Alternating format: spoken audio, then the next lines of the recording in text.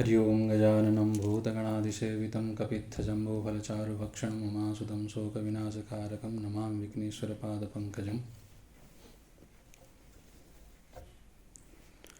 सदाशिवेंद्र सरस्वती जी के द्वारा विरचित यह योग सुधाकर नाम की टीका है। योग सूत्र के ऊपर थोड़ा सा भूमिका कर लेते हैं योग सूत्र का। फिर योग सूत्र महर्षि पतंजलि द्वारा प्रणीत है। उन्होंने शास्त्रों में जो बिखरा हुआ जो योग का सिद्धांत है, उन सिद्धांतों को ही सूत्रबद्ध करके माला की तरह यह योग सूत्र बनाया है। तो इसमें योग सूत्र का प्रयोजन क्या है ये भी है, कैवल्य ही इसका मुख्य रूप से प्रयोजन है। जैसे अपने यहाँ ब्रह्मसूत्र में अथा तो ब्रह्म जिज्ञासा करके अथ का आनंतर्य अर्थ किया है बाद में। किसके बाद में? तो वो साधन चतुष्टय के बाद में आ जाता है। तो साधन चतुष्टय प्रारंभ कहाँ से करें, वह कैसे शुरू होगा करके वहाँ पर उसका तो निरूपण नहीं किया है। किंतु यहाँ पर जब अथ शब्द प्रारंभ करते हैं तो यहाँ पर इन्होंने कहा कि अब शुरू करते हैं, बाद में शुरू नहीं करते। किसी के होने के बाद यहाँ पर शुरू नहीं हो रहा है, सबसे पहले ही ये शुरू हो रहा है, प्रारंभ ही यहीं से होगा। तो साधन संपन्न होने के बाद ब्रह्म विद्या हो जाती है, उसके लिए आप गुरु के पास जाइए। किंतु अब साधन ही करना हो तो किसके पास जाए? तो साधन के लिए ही योग सूत्र का प्रारंभ हुआ है। तो योग सूत्र में इसीलिए यहाँ पर अथ का अर्थ भी आगे यहाँ टीकाकार भी करेंगे कि अथ का अर्थ यहाँ साधन के बाद नहीं होगा, क्योंकि सबसे शुरू में ही प्रारंभ करना होगा, साधन ही प्रारंभ करना होगा। तो उसी साधन को ही, तो साधन अपने मन मर्जी से तो होगा नहीं। तो शास्त्रों में, उपनिषदों में और यत्र तत्र बिखरे हुए जितने भी साधन हैं, उन सारे साधनों का ही संकलन महर्षि पतंजलि ने यहाँ योग सूत्र के रूप में किया है। तो इसमें अधिकारी के भेद से उन्होंने फिर इसको उत्तम अधिकारी और मध्यम अधिकारी के रूप से दो तरह से किया है। अब वैसे इसका भेद तो कई हो सकता है, फिर भी जो उत्तम अधिकारी है उनके लिए मुख्य रूप से साधन वैराग्य ही कहा है। अभ्यास और वैराग्य, जिनके द्वारा सीधा ही असंप्रज्ञान समाधि की प्राप्ति हो जाती है। और जो मध्यम अधिकारी होंगे, जिनके लिए वैराग्य संभव नहीं हो पाएगा अथवा अभ्यास सीधा ही नहीं हो पाएगा, चित्तवृत्ति सीधा निरोध हो नहीं पाता है, तो उनके लिए फिर उन्होंने साधन पाद में जितने भी साधन हो सकते हैं अष्टांग योग का इसमें निरूपण किया। तो वो सारे शास्त्रों के सार के रूप में साधन जितने बताए हैं उन सबको संकलित करके और अनावश्यक जितने हैं उन सबको छांट करके ही यह योग सूत्र का प्रणयन हुआ है। तो पतंजलि का ये बड़ा योगदान रहा है और उनके सूत्र के ऊपर कई बड़े बड़े ऋषियों ने, स्वयं वेद व्यास जी भगवान ने ही इसके ऊपर व्याख्यान लिखी है। वेद व्यास के रूप में व्यास भाष्य प्रसिद्ध है। वैसे आधुनिक विद्वान तो उनको वेद व्यास का भाष्य नहीं मानते, किंतु परंपरा में सभी आचार्यों ने, वाचस्पति, विज्ञान विकसित ने भी बड़े बड़े आचार्य हुए, उन सब ने वेद व्यास जी को ही उनके रचयिता माना है। तो हाँ, आदरणीय है। अब विज्ञान अथवा आधुनिक जो इतिहास है उसके पचड़े में न पड़ करके, क्योंकि परंपरा स्वीकार करती है तो हम लोग भी स्वीकार करते हैं। तो व्यास भाष्य मुख्य प्राचीन टीका के रूप में योग सूत्र का प्रसिद्धि है। किंतु व्यास भाष्य सुनने में जितना विस्तार लगता है उतना विस्तार तो नहीं दिखता है, फिर भी अर्थ ज़्यादा ही विस्तरित है उसके। इसलिए अब प्रारंभ में पढ़ने लगते तो फिर वो व्यास भाष्य क्या अर्थ प्रकट करना चाहते हैं थोड़ा सा समझना मुश्किल हो जाता है, क्योंकि वो पारिभाषिक योग की शब्दावली है, अगर परिचित ना हो और सिद्धांत से थोड़ा सा परिचय ना हो तो व्यास भाष्य थोड़ा कठिन लगता है। तो उसी के लिए यहाँ पर सदाशिवेंद्र सरस्वती जी हुए अभी 18वीं शताब्दी में, उन्होंने इन्हीं दुविधाओं को देख करके किस तरह से इसको सरल ढंग से समझा जा सकता है और साधन की दृष्टि से भी। और क्योंकि हम लोग सभी क्या है कि निवृत्ति मार्ग में लगे हुए, साधन में लगे हैं। अब यद्यपि विद्वत्ता में अब संन्यास का क्या स्थान और क्या पंडिताई की स्थान, किंतु अब साधन में जब लग जाते तो श्रद्धा बुद्धि होनी चाहिए। तो पंडितों की लिखी हुई में उतनी श्रद्धा नहीं हो पाती जितने सन्यासियों की अथवा जो ब्रह्मनिष्ठ है उनके वाक्यों में जितनी श्रद्धा होती है उतना नहीं हो पाता। इसलिए भाष्यकार भगवान की जो वाणी सुनते हैं तो फिर हृदय भी पवित्र हो जाता है, हम गदगद हो जाता है। उतना पंडितों की वाणी सुनने से नहीं होता है, क्योंकि ब्रह्मनिष्ठा से ही वो वाणी में क्या है वजन आ जाते हैं। इसी तरह से यहाँ पर भी यद्यपि क्या है कि कई टीकाएँ, भोज वृत्ति भी है और भी कई वृत्तियाँ हैं, उनमें भी यह जो योग सूत्र के ऊपर जो सदाशिवेंद्र सरस्वती जी है, बड़े योगी है। योगी में भी यहाँ हठ योग नहीं, राजयोग के योगी थे। इसमें भी अब कई प्रकार के योग आएंगे। मुख्य रूप से प्रसिद्धि राजयोग और हठ योग की प्रसिद्धि है मुख्य रूप से। इसमें हठ योग का भी निरूपण है। अष्टांग योग में प्राणायाम तक ये हठ योग के अंतर्गत आता है। उसके बाद धारणा ध्यान आदि जो होंगे वो राजयोग के अंतर्गत आते हैं। अब इन दोनों का ही सारे बाकी मंत्र योग, लय योग, कई प्रकार के योग हैं, वो भी सारे इसको यहाँ पर सन्निवेश किया है। शास्त्रों में जितने भी साधन बताए हैं उसको संक्षेप के रूप में, सूत्र के रूप में, और उसी का ही सरल रूप से बोध हो जाए उसके लिए यहाँ पर सदाशिवेंद्र सरस्वती जी ने अपने साधन के अनुभव पर और शास्त्र की दृष्टि से और अपने अनुभव की दृष्टि से दोनों प्रकार से ये योग सुधाकर नाम की टीका उन्होंने लिखी है। ठीक है, अब उसी के लिए अब यहाँ पर प्रारंभ करते हैं। अब हम लोगों का शास्त्र का और परंपरा ही क्या है, कोई भी कार्य करते हैं तो मंगलाचरण करके ही करते हैं। मंगल के बारे में तो सुना ही होगा आप लोगों ने। सामान्य मंगल क्या है कि या तो प्रार्थनात्मक होता है या तो वस्तु निर्देशात्मक होता है। प्रार्थना, ईश्वर की प्रार्थना से अशुभ का निराकरण हो जाता है और कहीं कहीं वस्तु निर्देश भी कर देते हैं। जैसे अब ब्रह्मसूत्र में वहाँ पर ईश्वर को प्रार्थना नहीं किया है, अथा तो ब्रह्म जिज्ञासा किया है। भाष्यकार ने भी वहाँ पर ईश्वर अस्मत् प्रत्येक गोचर्य करके फिर वहाँ किसी भगवान को नमन नहीं किया तो फिर वो अमंगल हो जाएगा, ऐसा नहीं है। वहाँ पर वस्तु निर्देशात्मक है। प्रतिपाद्य वस्तु क्या है, जीव और ब्रह्म का ऐक्य है और उसी का है वहाँ पर निर्देश करना है। तो वस्तु ही वहाँ पर परम मंगल है, तो फिर उसके लिए फिर अलग से मंगलाचरण करने की आवश्यकता नहीं होती है। अब यहाँ पर प्रतिपाद्य वस्तु योग है और प्रतिपाद्य वस्तु के साधन के रूप में ईश्वर को ईश्वर प्रणिधानाद्वा करके कहा है, इसीलिए उनका स्मरण यहाँ पर कर रहे हैं। देखिए, और दोनों तरह से कर देते हैं ताकि सुनने वाले का भी जो क्लेश आदि है वो निराकरण हो जाए, और जो बता रहे हैं उनका तो है नहीं, क्योंकि वहाँ स्वयं पतंजलि योग सूत्र लिख रहे हैं तो उनके लिए भी अमंगल कुछ है नहीं। भाष्यकार आदि जितने भी हो गए उनके लिए भी अमंगल नहीं था, किंतु यहाँ पर योग सुधाकर जी अब सुनने वाले श्रोताओं के लिए अनुग्रह करते हुए क्या कर रहे हैं, मंगलाचरण कर रहे हैं। तो मंगलाचरण कर लेते हैं। यद भावनाद अवापीयम प्रत्यक्षितेरना मया क्लेशकर्माद्य संसृष्टम तम ईशम कंचना भजे। आप लोग फिर एक बार कर लीजिएगा। यद भावनाद अवापीयम प्रत्यक्षितेरना मया क्लेशकर्माद्य संस्पृष्टम तम ईशम कंचना भजे। यहाँ पर ईश्वर को यहाँ स्मरण कर रहे हैं, उनका भजन कर रहे हैं, आ भजे करके, आसमंतात भजे, निरंतर उनका ही मैं स्मरण करता हूँ, भजन करता हूँ।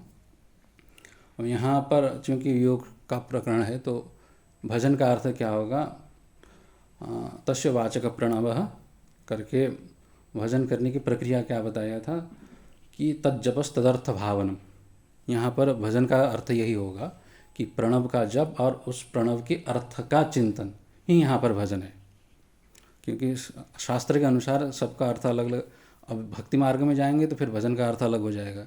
अब योग मार्ग में आएंगे तो यहाँ पर ईश्वर के भजन की बात कर रहे हैं, और ईश्वर भी किसको माना है, तो ईश्वर के स्वरूप का निर्देश कर रहे हैं और भजन उनके संकीर्तन का भी वर्णन कर रहे हैं।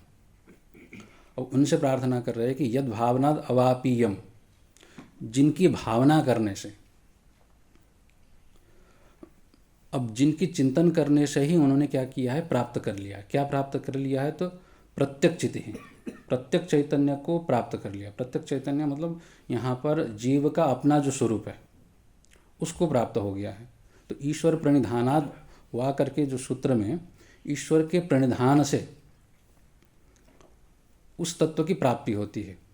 तो किस तत्व की प्राप्ति होती? अब वेदांत में तो क्या हो कि जीव और ब्रह्म की एकता जो है अज्ञान की निवृत्ति से हो जाती है। यहाँ पर भी अज्ञान है किंतु जीव के स्वरूप में अज्ञान है, क्योंकि यह भेदवाद दर्शन है। इसमें जीव और ईश्वर के स्वरूप में यथार्थ रूप से भेद माना गया है और जीव और दूसरे जीव में भी भेद माना है। सांख्य दर्शन और ये दर्शन क्या है, भेद में टिका हुआ है, भेद मानते हैं। तो यहाँ पर जीव के स्वरूप ही अज्ञान से आवृत है।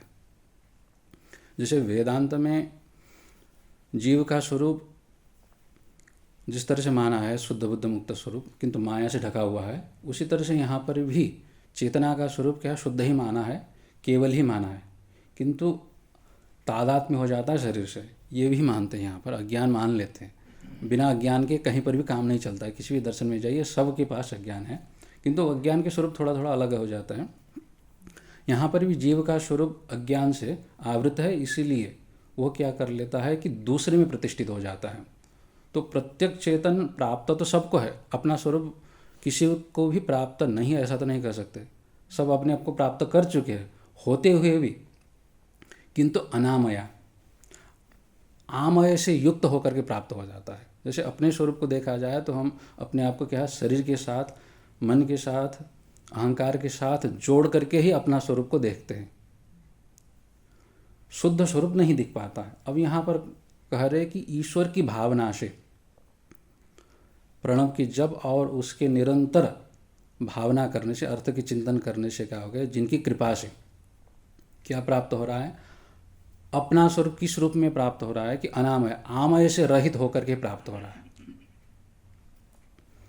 आमय क्या क्या है करके आगे ईश्वर के स्वरूप में क्लेश कर्म विपाक आशय अपरामृष्ट पुरुष विशेष ईश्वर करके ईश्वर के स्वरूप के रूप में क्लेश कर्म विपाक और आशय, इनको आमय कहते हैं, रोग कहते हैं। रोग के कारण क्या हो जाता है, जैसे दुखी हो जाता है, जैसे हम लोग क्या है शरीर में स्थित होते हुए भी अगर रोग हो जाए तो विशेष परिस्थिति में क्या है, रोग के कारण अंग, जैसे हाथ में घाव लग जाता है तो जितनी देर आपको चोट लगती है अथवा पीड़ा होती है तब तक आपकी मन अथवा अपना जो स्वरूप है उस हाथ में ही स्थित रहता है, पूरे शरीर में स्थित नहीं रह पाता है। इसी तरह से जब तक रोग हो जाता है, क्लेश रहेंगे, अविद्या अस्मिता राग द्वेष अभिनिवेश, ये 5 क्लेश होंगे। क्लेश कर्म, उसके उसी तरह से पाप और पुण्य के रूप में कर्म रहेंगे, विपाक रहेंगे, उसके फल के रूप में जाति आयु भोग, ये विपाक है। इस तरह से जितने भी क्लेश होंगे इन सब से जुड़े हुए होने के कारण क्या होगा कि ये सब रोग के रूप में रहता है। उस रोगों से युक्त होकर के अपना ही स्वरूप दिखता है। अनामय स्वरूप, रोग रहित, क्लेश कर्म विपाक और आशयों से रहित होकर के अपने स्वरूप नहीं दिखता। यद्यपि सुसुप्ति अवस्था में, गाढ़ निद्रा की स्थिति में अनामय स्वरूप सा दिखता है, होते हुए भी वहाँ पर अपना मूलभूत स्वरूप से सन्निकृष्ट होते हुए भी स्वरूप स्थिति मानते तो है वेदांत में। और यहाँ पर अंतर क्या पड़ जाता है कि योग में सुसुप्ति की स्थिति को चित्त की अवस्था माना है, चित्त उस समय जगा रहता है, और वेदांत में चित्त का भी लय मानते हैं।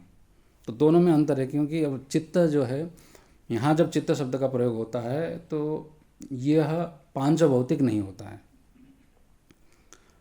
वेदांत में जब चित्त कहते हैं, अंतःकरण किससे उत्पन्न होता है, तन्मात्राओं के सूक्ष्म जो अंश है उसमें से सत्व अंश है उससे उत्पन्न होता है, समष्टि अंश से। अब यहाँ योग में चित्त शब्द से वाचस्पति मिश्र ने बुद्धि को ही ग्रहण किया है। चित्तत्र बुद्धिर्ग्राह्य, ऐसा उन्होंने कहा है। तो चित्त शब्द से मन नहीं लेना है, बुद्धि लेना है, सूक्ष्म अंश को लेना है। इसीलिए चित्त अब क्या होगा, मूल प्रकृति से उत्पन्न होने वाली जो अव्यक्त है, उस अव्यक्त को महत भी कह देते हैं और बुद्धि भी कहते हैं।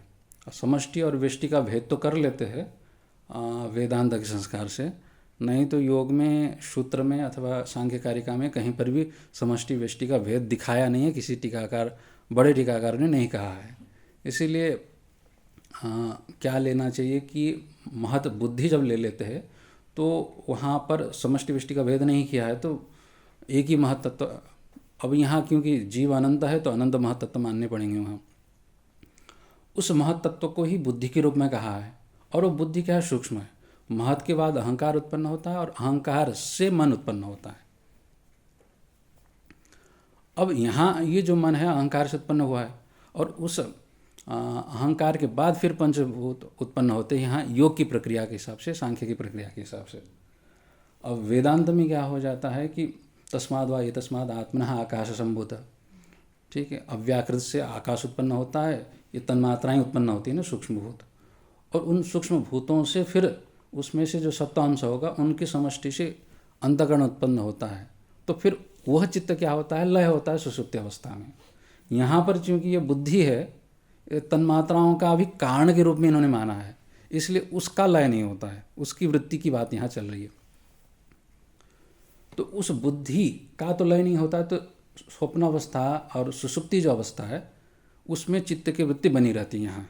इसलिए आगे वहाँ पर सुषुप्ति के जो चर्चा करेंगे वहाँ सुखम अहम अस्वाप्सम करके यहाँ वेदांत में इतना ही दृष्टांत होता है, दुखम अहम अस्वाप्सम भी होता है यहाँ पर। इसीलिए सुख से सोया जिस तरह से होता है उस तरह से आज अच्छी नींद नहीं आई, बढ़िया नहीं सो पाए, सो तो गया है, फिर भी सुबह जगने के बाद फिर शरीर में भारीपन उसको अनुभव हो रहा है, तो इस अनुभव के आधार पर क्या मान लेते हैं? दुख का भी अनुभव होता है। तो ये भी क्या है? चित्त की वृत्ति है। तो जैसे सुख का अनुभव हुआ उसी तरह से दुख का भी अनुभव वहाँ पर हो जाता है। तो ये सब क्या हो गया कि चित्त की वृत्तियाँ ही हो गई। तो सुषुप्ति अवस्था में भी क्या हो जाता है? दुख का अनुभव हो जाता है, सुख नहीं रहता है। मतलब सुख भी होता है, दुख भी होता है, और कभी कभी मोह भी हो जाता है। तो ये तीनों ही इन्होंने माना है, त्रिगुणात्मक अवस्था। तो सुषुप्ति अवस्था में भी पूर्णतः क्या होगा? आपको अनामय स्थिति नहीं मिलेगा, रोग रहित स्थिति नहीं मिलेगा, वहाँ पर भी सुख दुख आदि की स्थिति रहेगी। तो जिनकी भावना से ये रोगादि से रहित, रोग यहाँ क्लेश कर्म विपाक और आशय, इसी को यहाँ पर आमय रोग कहा है, उनसे रहित स्थिति, अनामय प्रत्येक चेतन का जो स्थिति है वो कब हो जाता है? तदा दृष्टु स्वरूप अवस्थान में, वहाँ पर अगले ये तीसरे सूत्र में आएगा, योग की अवस्था में ही अनामय स्थिति होती है। और वो प्राप्ति किससे हुआ? कि यद भावनाद, जिनकी कृपा से, यहाँ भावना का अर्थ यहाँ परमात्मा के चिंतन करना ही अर्थ हो जाता है। और क्योंकि यहाँ आभजन भी लिखा है, उनका भजन मैं करता हूँ जिनकी भावना से, मतलब यहाँ ईश्वर का जो प्रणिधान है, ईश्वर जब संकल्प कर देता है तब जीव को समाधि की स्थिति प्राप्त होती है, आगे वो कहेंगे। तो जिनकी कृपा से, जिनकी भावना से, मतलब जिनके संकल्प मात्र से हमने क्या प्राप्त कर लिया है कि जीव की यथार्थ जो स्वरूप है, और यथार्थ स्वरूप को, कौन से यथार्थ स्वरूप? अनामय यथार्थ स्वरूप, रोग रहित, क्लेश कर्म विपाक और आशय जितने हैं शरीर में होने वाले, मन में होने वाले और बुद्धि में होने वाले, ये सब है, इनसे रहित केवल चेतना का जो शुद्ध स्थिति है उसको प्राप्त कर लिया। अब यहाँ चेतन का क्या स्वरूप माना है? योग में चेतन का स्वरूप, चेतन जो आत्मा है उसका एक तो चेतन स्वरूप माना है और निर्लेप स्वरूप माना है।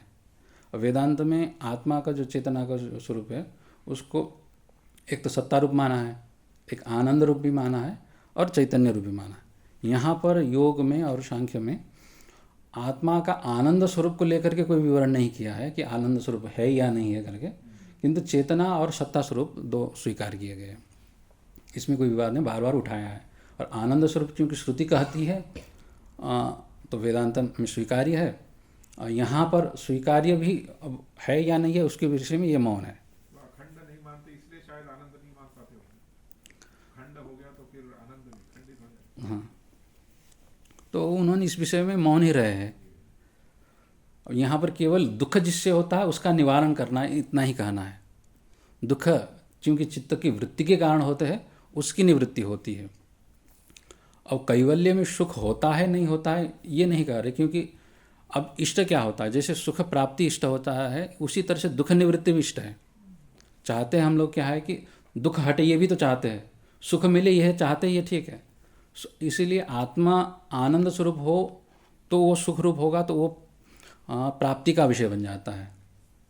अगर आप में दुख हो रहा है तो उस दुख को निवृत्ति करना भी हम लोगों को इष्ट हो जाता है।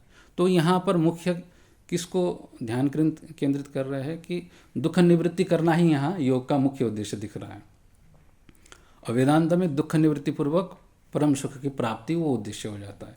तो शास्त्र का अलग अलग उद्देश्य दिख जाता है। अब ऐसा जो ईश्वर का जो स्वरूप है, जिनकी कृपा से क्या है आमय रहित प्रत्येक चेतन की प्राप्ति हुई, तो वह ईश्वर कैसा है कि क्लेश कर्माद्य संस्पृष्टम, क्लेश कर्म आदि से वो असंस्पृष्ट है। ईश्वर का जो स्वरूप यहाँ आगे वर्णन करेंगे, पुरुष विशेष के रूप में यहाँ वर्णन किया है। क्लेश कर्म विपाकाश यही अपरामृष्ट पुरुष विशेष ईश्वर, यह ईश्वर का लक्षण है, योग सूत्र में ही आएगा।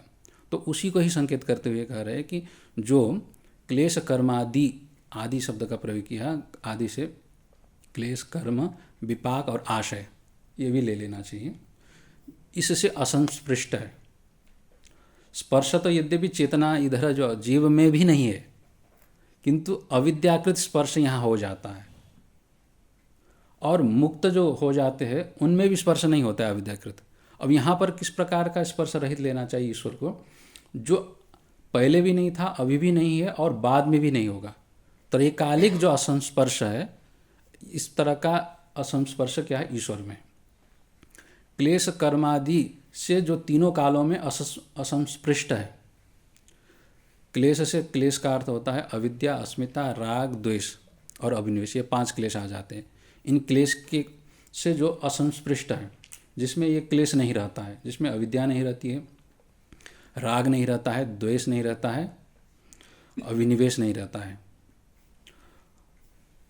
और उसी तरह से कर्म नहीं रहते। कर्म पुण्य पाप, और यहाँ पर 3 प्रकार के कर्म बताए हैं, पुण्य पाप और मिश्रित करके। चौथा भी है, किंतु चौथा योगियों का हो जाता है, और ईश्वर का क्या हो जाता है, वो चौथा भी नहीं रहता है। क्लेश पुण्य भी नहीं रहता है, पाप भी नहीं रहता है, और मिश्रित भी नहीं रहता है। तो उसके बाद चौथा योगियों का अशुक्ल अकृष्ण कर्म, उनका ऐसा कहा है। योगियों में क्या है, शुक्ल भी नहीं रहता, कृष्ण भी नहीं रहता। अब योगियों का जो ये चौथा कर्म है वह ईश्वर में भी नहीं रहता है, क्योंकि पहले शुक्ल और कृष्ण, पाप और पुण्य पहले से हो और उसकी निवृत्ति हो, तब जाकर के योगियों के लिए क्या कहा जाता है कि अशुक्ल अकृष्ण कर्म कहा जाता है। ईश्वर का पूर्व में भी क्या है, कर्म नहीं था, कोई पुण्य और पाप, बाद में भी नहीं रहता है, इसलिए ईश्वर सर्वथा क्या असंस्पृष्ट रहता है। और जो मुक्त जीव है वो पूर्व अवस्था में कर्म से संबद्ध था, बाद में क्या हो जाता है, असंप्रज्ञा समाधि की स्थिति के बाद वह असंस्पृष्ट होता है। तो मुक्त जीवों में ये स्थिति है, और ईश्वर में यही अंतर आ जाता है कि वह कभी भी कर्मों से बंधा नहीं था, कभी भी क्लेशों से वह आबद्ध नहीं था, संस्कार आदि से। जो इस प्रकार से इन सब से असंस्पृष्ट है, ऐसे ईश्वर कंचनावज, ऐसा कोई तत्व है।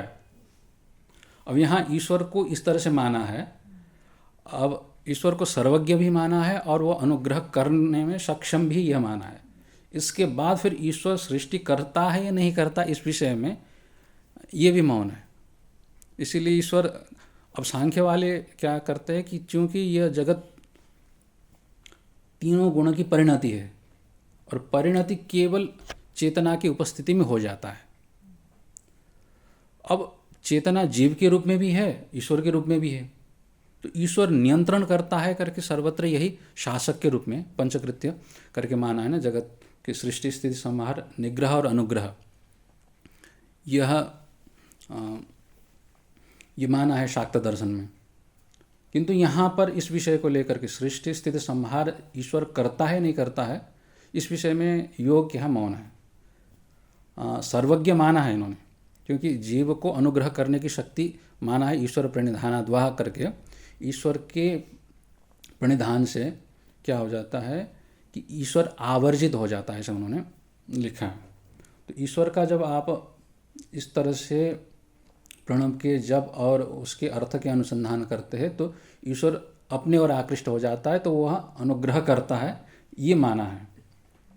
बाकी जगत की सृष्टि के विषय में वाचस्पति मिश्र ने तो स्वीकार किया है, क्योंकि अब जब आपने सर्वज्ञ मान लिया है तो बाकी सर्वशक्ति मानने में क्या दिक्कत है करके वाचस्पति मिश्र जी ने माना है। बाकी मूल भाष्य में व्यास जी ने कुछ नहीं कहा है उस विषय को लेकर के, जगत की सृष्टि करता है नहीं करता है करके, नियंत्रण करता है नहीं करता है करके, क्योंकि ये सांख्य दर्शन के पास है, सांख्य दर्शन के सारे सिद्धांतों को स्वीकार करते हैं। इस दृष्टि से अब जगत की सृष्टि करने की आवश्यकता नहीं मानते मूलतः, क्योंकि जगत की सृष्टि करने के लिए निमित्त कारण चाहिए होता है।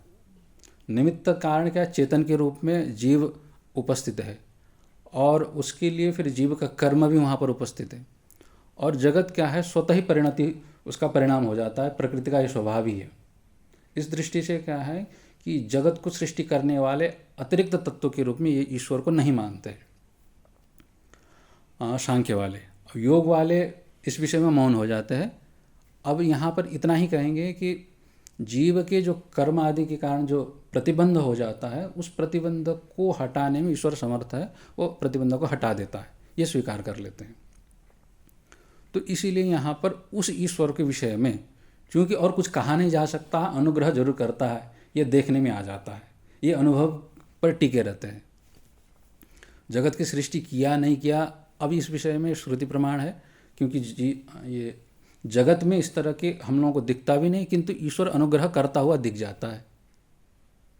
कोई ईश्वर का भजन करता है, ध्यान करता है, तो ईश्वर का अनुग्रह वहाँ पर साफ दिख जाता है, उसके चित्त शांत हो जाता है, वृत्तियाँ निर्मल हो जाती है। तो ये ईश्वर का अनुग्रह होता हुआ दिख रहा है, इसीलिए ईश्वर अनुग्रह करता है, इसमें कोई संशय नहीं है।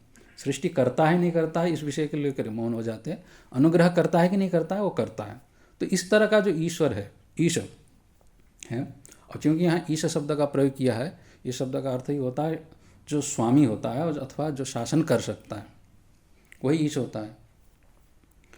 अब यहाँ पर इस अर्थ का अर्थ ये शासन करना इतना ही अर्थ नहीं हो सकता है। यहाँ पर प्रकरण में क्या है कि जीव को अनुग्रह करने में सक्षम है, ये अर्थ निर्विवादित है। जो इस प्रकार का समर्थशाली है, किस कार्य में समर्थशाली है, हमारे जो प्रतिबंध है, यहाँ योग के विघ्न के रूप में 9 अंतराय हो गए, व्याधिस्थान, रोग है, उसके बाद आलस्य है, ये सारे योग के आगे प्रतिबंध गिनाएंगे। किस कारण से हम लोग क्या है ये योग मार्ग में प्रवृत्त नहीं हो पाते हैं। कुछ कुछ क्या है अनवस्थितत्व भी लिया है।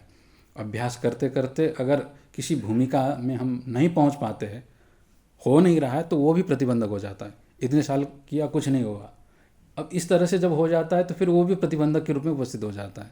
वो भी ये सारे प्रतिबंधकों को हटाने में समर्थ कौन हो रहा है, ईश्वर होता है। इसीलिए ऐसा जो समर्थशाली ईश्वर कुछ तत्व है उसका आभजन मैं निरंतर क्या करता हूँ, भजन उनका करता हूँ। यहाँ भजन करने का तात्पर्य हो गया कि प्रणव जप और उसके अर्थ का अनुसंधान।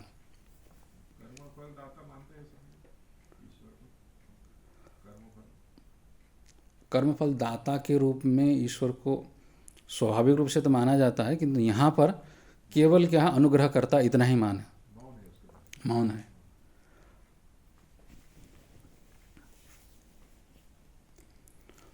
आगे अगला श्लोक कर लेते हैं। श्रीमत्पतंजलिस्तस्य पदद्वन्द्वम् अनिन्दितं वन्दे येन मनः काय वाचां शुद्धिरकार्यसौ। अब ईश्वर को नमन करने के बाद, क्योंकि ईश्वर ही क्या है प्रतिबंध को हटाने में समर्थ है, वो कर देते हैं। अब ये मंगल भी हो गया ईश्वर के संस्मरण करने से। अब हम लोगों का जो ग्रंथाध्ययन है वह भी निर्विघ्न होगा, और जो हम लोगों के जो प्रतिबंध है योग की प्राप्ति में, उसका भी निराकरण होगा। उसके बाद अब इस योग शास्त्र का जिन्होंने उपदेश दिया है, अनुशासन किया है, उनको भी नमन कर रहे हैं। श्रीमद् पतंजलिस्तस्य पदद्वन्द्वम् अनिन्दितम्। ऐसे भगवान महर्षि पतंजलि के दोनों चरण कमल को हम वंदना करते हैं, नमन करते हैं। ऐसे पतंजलि का चरण कमल को हम वंदना करते हैं जिन्होंने क्या किया है, एनम मनः काय वाचाम शुद्धि अकारी। असौ शुद्धि अकार्य, उस शुद्धि को जिसमें मिलावट हो गया था उस मिलावट को उन्होंने निकाल दिया। किस में हुआ था? तो मन में जो मिलावट हुआ था, मन में मिलावट क्या हो गया? तो यही जो वासनाएं हैं, अविद्या, अस्मिता, राग, द्वेष, अभिनिवेश, जो ऊपर ईश्वर में जो जुड़ा नहीं था वह इधर जुड़ गया है मन में। कर्म आदि हो गए, संस्कार हो गए, ये सारे, यहाँ मन शब्द यहाँ उपलक्षण अर्थ में है, चित्त को ले लेना चाहिए। तो जिन्होंने मन के अशुद्धि को, काय की अशुद्धि को और वाणी की अशुद्धि को, यहाँ पतंजलि के 3 कार्यों को लेकर के ये निर्देश दे रहे हैं। पतंजलि ने योग सूत्र का प्रणयन किया, उसी तरह से व्याकरण में महाभाष्य का प्रणयन किया और आयुर्वेद में चिकित्सा शास्त्र में चरक संहिता का संकलन किया है। लिखा तो नहीं है, किंतु उसको एडिट वगैरह करके, संपादन करके उन्होंने उस ग्रंथ का भी संरक्षण किया है। तो मन का शोधन योग शास्त्र के माध्यम से, काय शरीर का शोधन चिकित्सा शास्त्र के माध्यम से, और वाचाम वाणी का शोधन व्याकरण के माध्यम से। वाणी की शुद्धि भी होनी चाहिए, शरीर की भी शुद्धि होनी चाहिए और मन की शुद्धि होनी चाहिए। तीनों की जब शुद्धि हो जाती है तब जा कर के क्या अब योग की स्थिति में प्राप्त किया जा सकता है। तो इसलिए इन्होंने, जिन्होंने ये तीनों मुख्य जो कार्य थे, शरीर शुद्ध हुए बिना बैठा नहीं जाएगा। श्रवण करने के लिए भी तो शरीर शुद्ध होना चाहिए। शुद्ध का मतलब यहाँ स्वस्थ होना चाहिए। यदि शरीर परस्थ हो गया, परस्थ का मतलब रोग में स्थित हो गया, और शरीर का स्वास्थ्यता का लक्षण यही हो जाता है कि अगर शरीर में किसी भी अंग का भान न हो तो व्यक्ति स्वस्थ है। अगर अंग प्रत्यंग का भान होने लगे, तो भान तभी होता है जब शरीर में कुछ रोग हो, तब पीड़ा देता है। फिर पीड़ा के बाद ही आपको क्या है, उसमें मन चला जाता है। जहाँ पीड़ा हो जाता है वहीं मन चला जाता है। तो अब शरीर को पीड़ा रहित बनाने के लिए रोग रहित होना पड़ेगा, रोग रहित बनाने के लिए स्वस्थ रहना जरूरी है। तो उसके लिए ही उन्होंने चिकित्सा शास्त्र का संरक्षण किया। तो जिन्होंने काय को स्वस्थ बनाने के लिए उसकी शुद्धि करा दी, उसी तरह वाणी के लिए वाणी, ये व्याकरण शास्त्र हो गया। अब वाणी अगर शुद्ध नहीं हो तो क्या होगा कि अपना भी मन अपवित्र हो जाएगा, दूसरे का भी मन अपवित्र हो जाएगा। अब वाणी की 2-3 प्रक्रिया है। एक तो व्याकरण में स्पष्ट रूप से एक शब्द सुष्ठु ज्ञातः स्वर्गीय लोके च कामधुक् भवति करके उन्होंने महाभाष्य में लिखा है। अगर एक शब्द को भी ठीक से जान पाते हैं, उसका सही ढंग से उच्चारण हो जाता है, तो फिर क्या हो जाता है, वो स्वर्ग तक दे सकता है अकेला शब्द। नहीं तो स वाग वज्रम यजमानम हिनस्ति, अगर वही वाणी अशुद्ध हो जाता है और उसमें कामना का प्रवेश हो जाता है, ये और एक जोड़ लेना चाहिए। नहीं तो भक्ति मार्ग वाले अशुद्ध उच्चारण करके भी, मरा करके भी वाल्मीकि हो ही जाते हैं। अब यहाँ पर कामना का जब प्रवेश हो जाता है तब वहाँ पर वाणी अगर अशुद्धि होती है तो वो वाणी वज्र की तरह हो जाता है, तो यजमान को ही वो घात करने लग जाती है वाणी। तो इसीलिए वो यजमान को घात न कर पाए, इसीलिए वाणी की शुद्धि, मतलब वाणी में क्या क्या दोष है, उसमें अपशब्द क्या है और सुशब्द क्या है, संस्कृत शब्द क्या है, इसको जानकारी देने के लिए जो पाणिनि जी ने व्याकरण बनाए थे, उसमें से वार्तिककार ने वार्तिक लिखा और उसका संशोधन, अनावश्यक अंश को हटाने का कार्य पतंजलि ने किया। तो उसी का यहाँ पर संकेत भर कर रहे हैं। इस प्रकार से यह शुद्धि जिन्होंने करा दी, मन को पवित्र बनाने का कार्य, वाणी को पवित्र बनाने का कार्य और शरीर को पवित्र बनाने का कार्य जिन्होंने किया, ऐसे भगवान पतंजलि के चरण द्वंद्व जो कि अनिंदित है, निंदा रहित है, उनको हम नमन करते हैं, नमस्कार करते हैं, वंदना करते हैं। इसी तरह से आगे विद्यारत्नमया लब्धम यत्कृपा पारवारिधेः वंदे तान् विबुधैर्वन्द्यान् वंदकानंददान् गुरून्। अब पतंजलि को नमन करने के बाद अपने गुरु को भी नमन करके याद कर रहे हैं। यहाँ गुरु का साक्षात नाम तो नहीं ले रहे हैं, जो श्रेय महापुरुष होते हैं उनके, देख रहे हैं, ठीक है, इसको पूरा कर देता हूँ। तो जो श्रेय महापुरुष होते हैं उनके साक्षात नाम नहीं लिया जाता, इसलिए उन्होंने अपने गुरु की साक्षात नाम न लेकर के उनको नमन कर रहे हैं कि जो जिनकी कृपा से हमने ये विद्यारत्न प्राप्त की है, ये विद्यारत्न भी क्या है, अपार समुद्र में से निकला हुआ है। अब शास्त्र का तो सागर है, अब उन सागर में से मोती चुनने का कार्य गुरु की कृपा से हो पाता है। इसलिए ऐसे गुरु को हम नमन करते हैं, जो विद्वानों के द्वारा बड़े वंदनीय है और जो वंदना करते हैं उनको आनंद भी प्रदान करते हैं। ऐसे गुरु को हम नमन करते हैं, वंदना करते हैं करके। परम शिवेंद्र आनंद, ये सरस्वती उनके गुरु जी का नाम था, तो उनको भी ये नमनकार कर रहे हैं। तय करें। हरि ओम पूर्णमदः पूर्णमिदं पूर्णात् पूर्णमुदच्यते पूर्णस्य पूर्णमादाय पूर्णमेवावशिष्यते। ओम शांति शांति शांति।